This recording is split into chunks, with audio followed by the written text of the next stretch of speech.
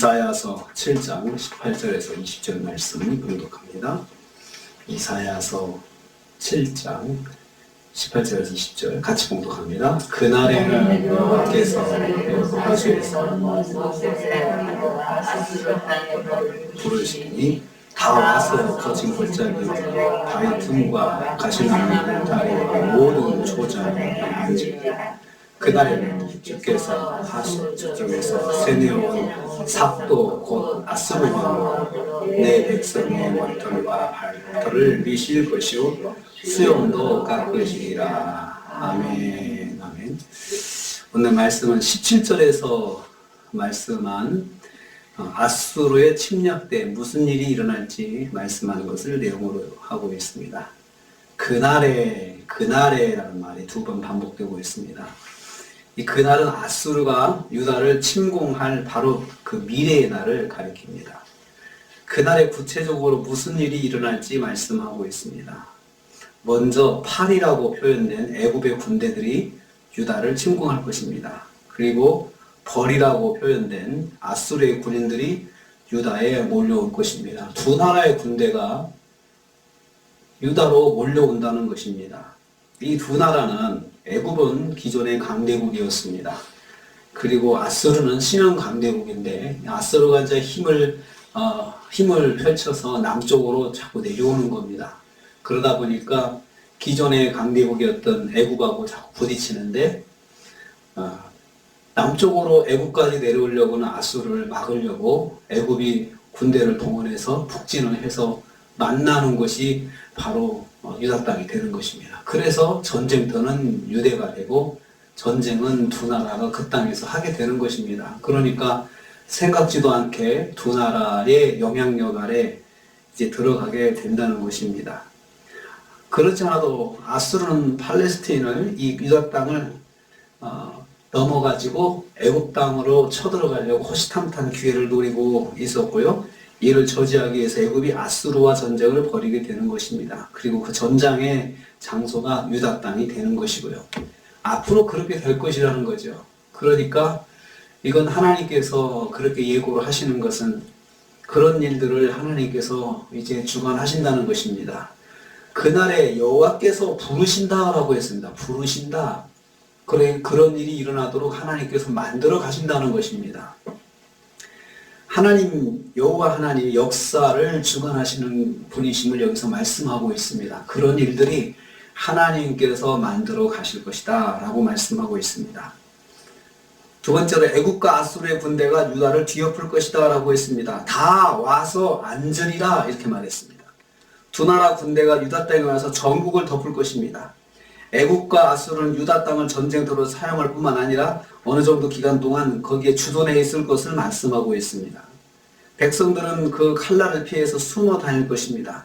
거친 골짜기에 숨고 바위 틈에 숨고 가시나무 울타리와 모든 초장에 숨어 지낼 것입니다. 그런데도 그곳에도 애굽 백성, 애굽의 군대, 아수르의 군대가 쫓아오는 거죠. 쫓아와서 약탈하기 위해서 숨어있는 유다 백성들을 추격하고 있는 것입니다. 그래서 추격해와서 마음껏 백성들을 유린할 것입니다.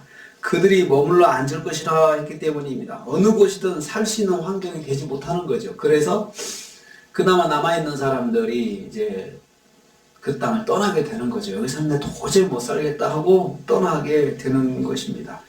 그래서 사람들의 인구가 줄어들기 시작하는 거죠. 저는 이 말씀 보면서 일단 하나님의 심판이 시작되면 자비가 없습니다. 자비가 없습니다. 그냥 봐주시는 게 없어요. 한번 심판하시면 하나님 철저하게 심판하십니다. 그래서 혹독한 심판을 통해서 확실하게 깨닫게 하나님께서 하시는 것을 볼 수 있습니다. 세 번째로 여호와께서 자기 백성을 직접 심판하실 것입니다. 20절 말씀입니다.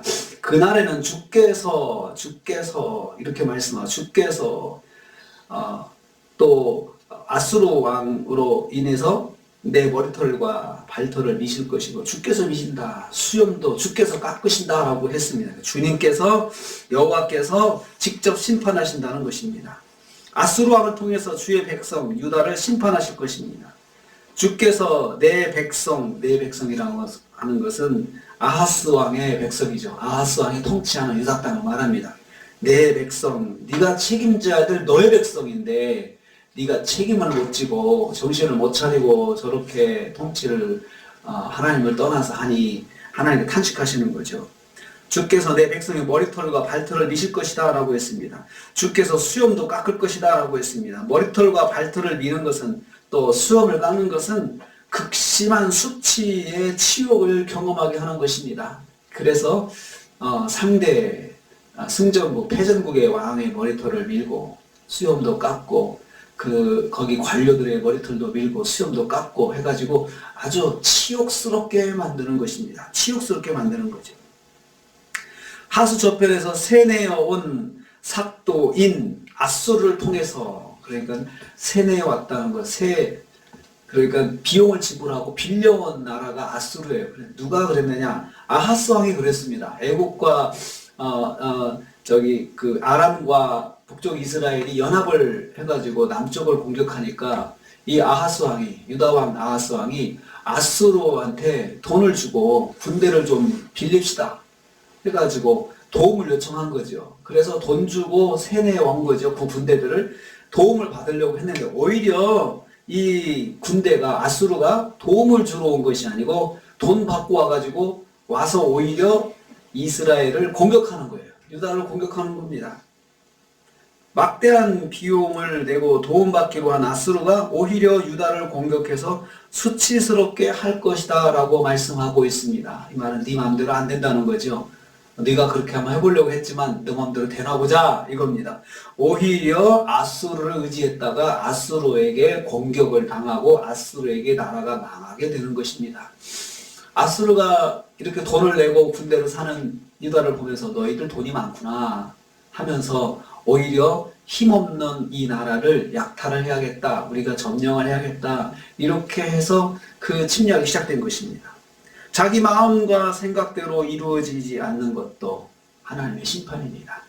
우리 생각에 이렇게 하면 되겠다, 저렇게 하면 되겠다라고 할 때가 있습니다. 하나님을 의지하지 않고 내 마음과 내 생각대로 이렇게 해보자, 저렇게 해보자 라고 할 때 오히려 그 생각대로 안 되게 하나님께서 막으시고, 또 하나님께서 그렇게 또 안 돼서 고통을 당하게끔, 생각지도 않은 고통을 만나게끔 하시고 있습니다. 이것도 하나님의 심판의 일부분이 되는 것입니다. 오늘 말씀에 하나님께서 어떻게 해서 그 땅이 황폐해지고 어떻게 해서 그 땅에 그 생각지도 않은 풍요, 꿀이 남아 돌아가고 유제품이 남아 돌아갈 수 있느냐, 이렇게 땅이 유린이 되니 거기 남아서 정착할 사람이 누가 있겠습니까? 못 버티고 고향 땅을 떠나는 것이고, 못 버티고 도망가는 것이고, 또 잡힌 사람들은 끌려가서 또 포로가 되는 것이고, 그러다 보니까 그 땅에 거하는 유민들이 적어질 수밖에 없다는 것입니다. 근데 그 모든 것들을 하나님께서 심판의 차원에서 진행하실 것이다, 이렇게 말씀하고 있습니다. 왜 이렇게 하나님께서 구구절절 설명을 해주실까요? 구구절절 설명해 주시는 데는 이유가 있습니다. 듣고 깨달아라. 듣고 깨달아라. 그냥 확 심판하고 끝나시면 될 건데, 하나님께서 자꾸 설명하시는 것은 이렇게 될 것이니까 지금이라도 듣고 깨닫고 엎드리면 기회가 있을 수 있다. 하나님께서 그 마음을 전하는 것입니다. 하나님은 하나님의 백성들을 심판하시기 전에 책망하시고 또 징계하시기 전에 기회해 주십니다. 자꾸 깨닫게 하십니다. 자꾸 말씀을 통해서 알게 하시고, 그래서 스스로 돌아서게 하나님께서 만드십니다. 그때까지가 하나님의 자비의 시간이고, 그때까지가 하나님의 은혜의 시간입니다. 일단 시작되면 하나님께서 도와주지 않으십니다. 철저하게 하십니다. 그래서 우리는 하나님께서 내게 말씀해 주실 때 빨리 들어야 됩니다. 빨리 듣고 알았습니다. 하나님, 그렇게 하겠습니다. 그러면 하나님께서 또 은혜를 베풀어 주십니다. 그게 하나님의 자비와 사랑입니다. 오늘 하루도 또 하나님의 자비와 사랑 가운데서 말씀에 순종하면서 듣고 깨닫고 또 하나님 말씀대로 살아가시는 하루가 되시기를 주님의 이름으로 축복합니다. 주님 감사합니다.